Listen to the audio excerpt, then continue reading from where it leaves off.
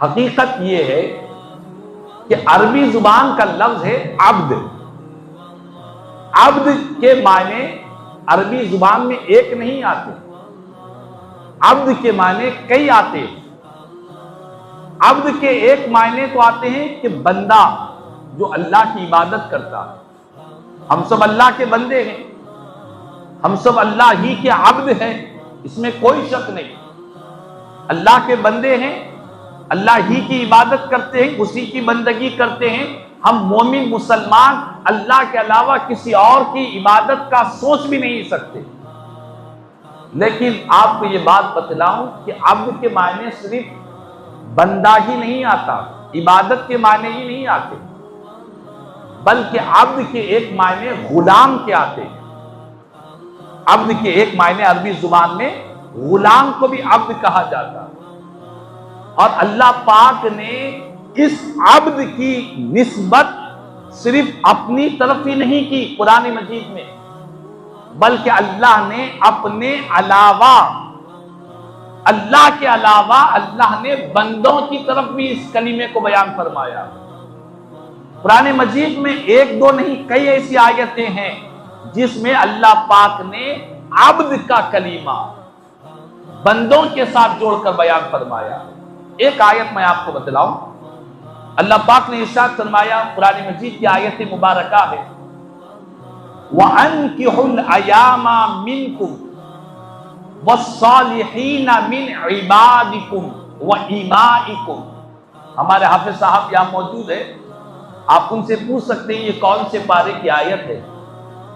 اللہ پاک فرماتا ہے کہ یتیموں کے نکاح کرواؤ، اور جو تمہارے نیک عباد ہے. عباد کون؟ عبد کی جمع عباد آتی ہے. عبد ایک کو کہتے ہیں، عباد ایک سے زیادہ کو کہتے ہیں. عبد سنگولر ہے، عباد پلورل ہے.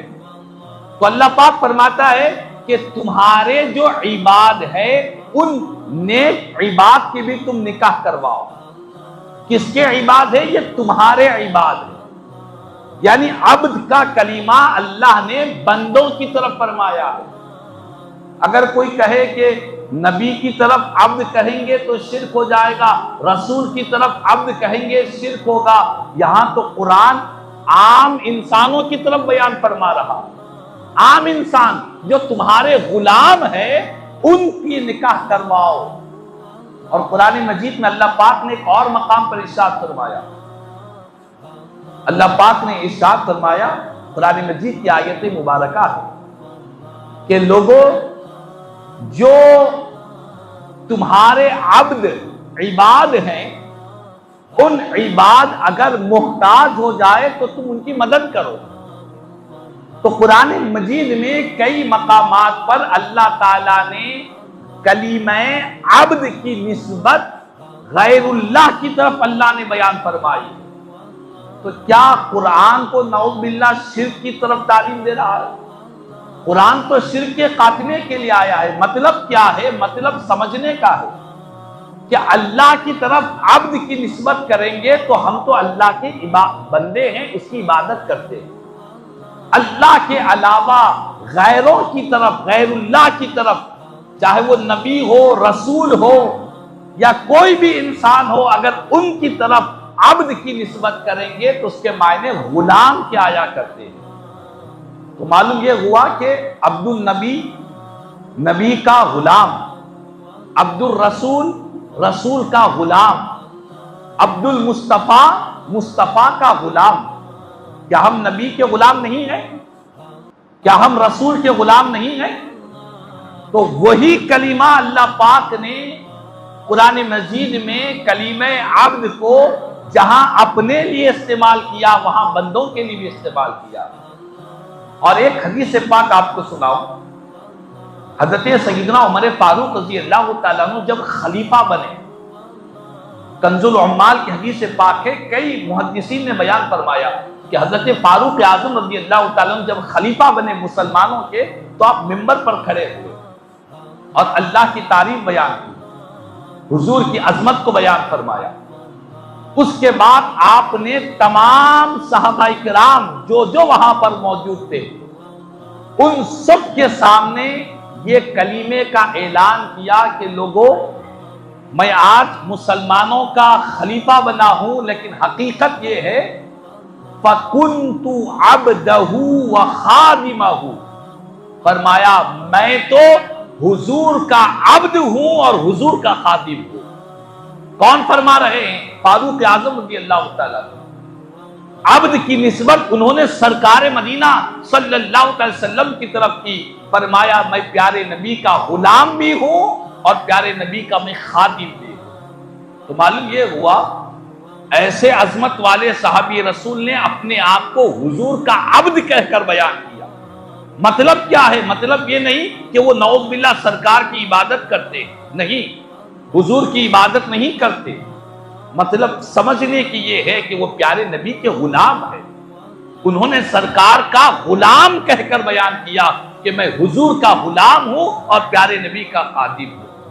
تو بہرحال کہنے کا مقصد یہ ہے کہ ضرورت اس بات کی ہے کہ ہم اس بات کو سمجھیں کہ کوئی بھی کسی بھی طریقے سے اپنے آپ کو مکمل طور پر نالج سمجھ کر لوگوں کو ہاٹ نالج دیتا ہے، اور ہمارے پاس لوگ اس طرح کے فتنے اور فسادات میں گرفتار ہو کر دنیا میں کئی ایسے لوگ ہیں جن کا نام عبد النبی ہے، عبد الرسول ہے، عبد المصطفیٰ ہے، ان کو شرک کہنا، مشرک کہنا، نام پکارنے والے کو کہہ دینا، یہ بہت بڑی جہالت ہے، ناواقفیت ہے، علم کی کمی ہے، فہم کی کمی ہے کہ انسان فوراً کسی کلمے کو سنے، اس کے بارے میں حقیقت سے واقف نہ ہو اور جو چاہے اس کو زبان سے کہہ دیا کرے۔ تو یہ بات تو سمجھ میں آ گئی کہ عبد النبی کہنے کا مطلب نبی کی عبادت کرنے والا نہیں، نبی کا غلام اس کا ترجمہ ہوتا ہے۔ صحابہ کرام رضوان اللہ تعالی علیہم اجمعین میں کسی کا نام ہونا یہ کوئی ضروری بات نہیں ہے۔ 1,00,000 صحابہ کرام کا مجموعہ رہا، کس کا نام کیا رہا ساری تفصیلات تو احادیث کریمہ میں بیان نہیں کی گئی، لیکن بات یہ ہے، اصول اور قاعدے کی بات یہ ہے کہ اگر صحابہ نے نام نہیں رکھا تو وہ نام ہمارے لیے رکھنا ناجائز ہے، ایسی کوئی بات نہیں ہے۔ صحابہ کرام کے بہت سے نام اس دور میں جو تھے آج کئی لوگوں نے نہیں رکھے، اور کسی نے نئے نئے نام رکھ لیے۔ ضروری نہیں کہ صحابہ کے نام میں ہوگا تو جائز ہوگا، نہیں تو ناجائز ہوگا۔ کئی ایسے نام ہیں جن کا ذکر ہم کو احادیث کریمہ میں نہیں ملتا ہے، مگر اصول اور قاعدے کی بات یہ ہے کہ کسی بھی نام کو رکھنے کے لیے ہم کو یہ دیکھنا پڑے گا کیا وہ نام حقیقت میں شرک میں آئے گا۔ حضرت فاروق اعظم رضی اللہ تعالیٰ عنہ نے کھلے طور پر اعلان کر دیا، منبر رسول پر کھڑے ہو کر کسی صحابی نے یہ نہیں کہا کہ اے فاروق اعظم آپ اپنے آپ کو حضور کا عبد کہہ رہے ہیں، ہم تو اللہ کے عبد ہیں۔ کسی نے نہیں کہا۔ کیوں نہیں کہا؟ کہ سارے صحابہ کو معلوم تھا کہ ہم سب سرکار کے غلام ہیں، اور ہم اہل سنت والجماعت ہمارے پاس ایک ماحول بھی ہے، ہم خود پڑھتے ہیں اللہ رب محمد صلی اللہ علیہ وسلم نحن عباد محمد صلی اللہ علیہ وسلم، اللہ محمد صلی اللہ علیہ وسلم کا رب ہے اور ہم محمد صلی اللہ علیہ وسلم کے غلام ہیں۔ غلام سمجھا جائے گا تو ایک لفظ کے کئی معنی ہوتے ہیں، ایک لفظ کے کئی معنی ہوتے ہیں، تو اس معنی کو لے کر شرک سمجھ جانا یہ ہمارے پاس جہالت ہے۔ اللہ پاک نے قرآن مجید میں اپنے آپ کے لیے فرمایا کہ میں مولا ہوں۔ ہم پڑھتے ہیں وَاعْفُ عَنَّا وَاغْفِرْ لَنَا وَارْحَمْنَا أَنْتَ مَوْلَانَا، اے اللہ تو ہم کو معاف فرما، ہماری بخشش فرما دے، ہم پر رحم فرما دے، تو ہمارا مولا ہے۔ اللہ نے اپنے لیے فرمایا، ہم سب کہتے ہیں انت مولانا، تو ہمارا مولا ہے۔ پھر بیان کرنے والے علماء کو کہتے ہیں کہ مولانا آئے ہیں، مولانا آئے ہیں۔ اللہ نے فرمایا کہ مولانا تو ہم ہیں، ہم بندے کہتے ہیں انت مولانا، اور بیان کرنے والے، باز کرنے والے، علم رکھنے والوں کو بھی کہتے ہیں کہ مولانا آ چکے ہیں۔ تو مطلب اللہ کے لیے کوئی اور ہوگا، بندوں کے لیے کچھ اور ہوگا، کلمہ ایک ہی رہے گا، اللہ کی شان کے لائق وہ کلمہ، بندوں کی شان کے لائق بندوں کا کلمہ۔ کلمات کو دیکھ کر بھٹک جانے سے، خلط ملط کرنے سے یہ ذہن، یہ فکر خراب ہو جاتی ہے۔ اللہ پاک نے اپنے لیے فرمایا انہو هو السمیع البصیر، بے شک اللہ سمیع ہے، بصیر ہے، سننے والا ہے، دیکھنے والا۔ پھر بندوں کے لیے کہا فجعلناہ سمیعا بصیرا، ہم نے انسان کو بھی سمیع بنایا، بصیر بنا دیا۔ تو اللہ بھی سمیع ہے، اللہ بھی بصیر ہے، بندے بھی سمیع ہے، بندے بھی بصیر ہے، مگر فرق کیا ہے؟ فرق اللہ کی شان کے لائق اللہ ہے، بندوں کی شان کے لائق بندے۔ تو آپس میں خلط ملط کر لینے سے یہ بات ہمارے ذہنوں میں غلط بیٹھ جاتی ہے کہ نعوذ باللہ کہیں یہ شرک ہو جائے گا، کہیں یہ بدعت ہو جائے گا، کہیں یہ ناجائز ہوگا، یہ بات ایسی لکھی ہے۔ اور